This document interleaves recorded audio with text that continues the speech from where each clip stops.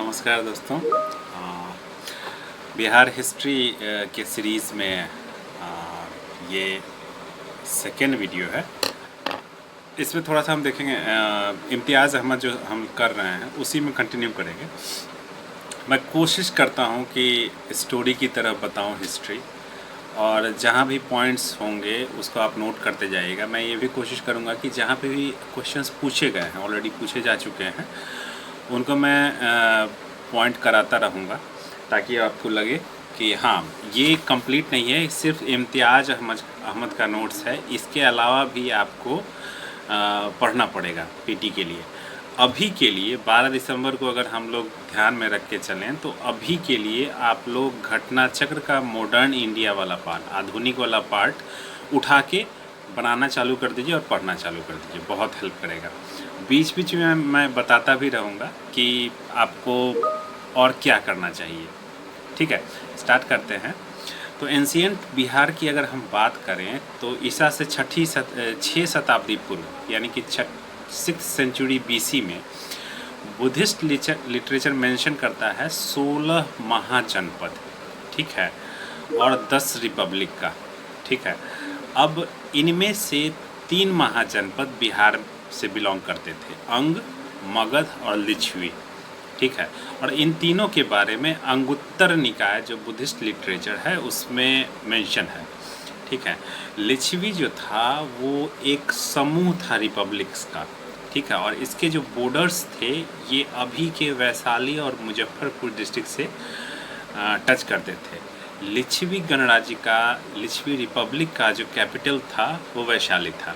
ठीक है, अंग की अगर हम बात करें तो अभी के मुंगेर और भागलपुर को अंग बोलते थे, और इनका कैपिटल जो था, राजधानी जो था वो चंपा था।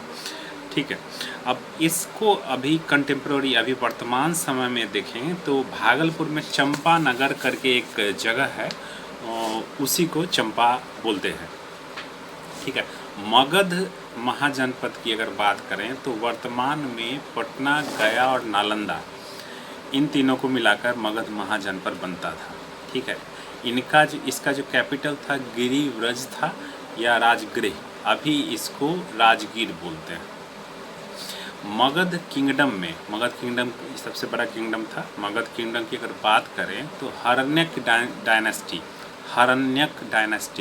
राजवंश, जिसका की स्थापना बिंबिसार ने किया था, इन्होंने मैट्रिमोनियन मतलब शादी करके अपने साम्राज्य को स्ट्रेंथन, मजबूत करने का प्रयास किया।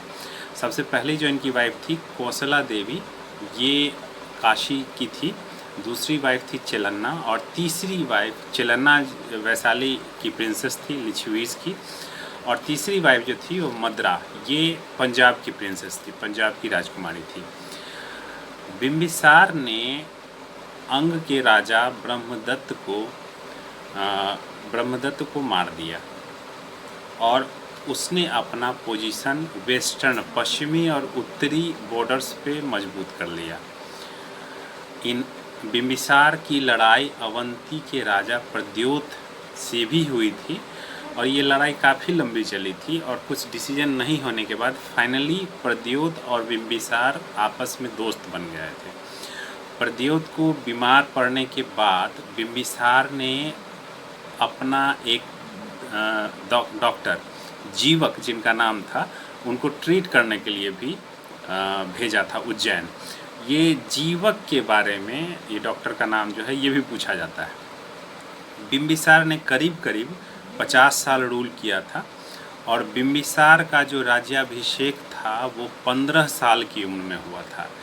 ये वाली बात पूछी जा चुकी है बिहार के पीटी में। अगर समय की बात करें तो 544 से लेकर 492 BC तक इन्होंने रूल किया था। अब चलते हैं बिंबिसार के जो पुत्र अजातशत्रु थे, उन्होंने 492 BC से लेकर के 460 BC तक रूल किया था। अजातशत्रु ने अपने पिता बिंबिसार का वध कर दिया था, ऐसा बुद्धिस्ट लिटरेचर में लिखा हुआ है। ठीक, अजातशत्रु ने 2 इम्पॉर्टेंट वार लड़े थे। पहला जो कौशल के राजा थे प्रसेनजित, उनसे लड़ा था, और काशी उनको मिला था। वहाँ की प्रिंसेस जो थी वजीदा, उनसे उन्होंने शादी की थी अजातशत्रु ने। दूसरा इम्पोर्टेंट वार था वज्जी रिपब्लिक के साथ, वज्जी गणराज्य के साथ। इन्होंने वज्जी रिपब्लिक ने दूसरा वार था वज्जी रिपब्लिक के साथ। इन्होंने अजातशत्रु ने अपना किला जो बनाया था गंगा सोन और गंडक के कॉन्फ्लुएंस पे, मिलन स्थल पे, और इसका नाम उन्होंने दिया था पाटलीग्राम।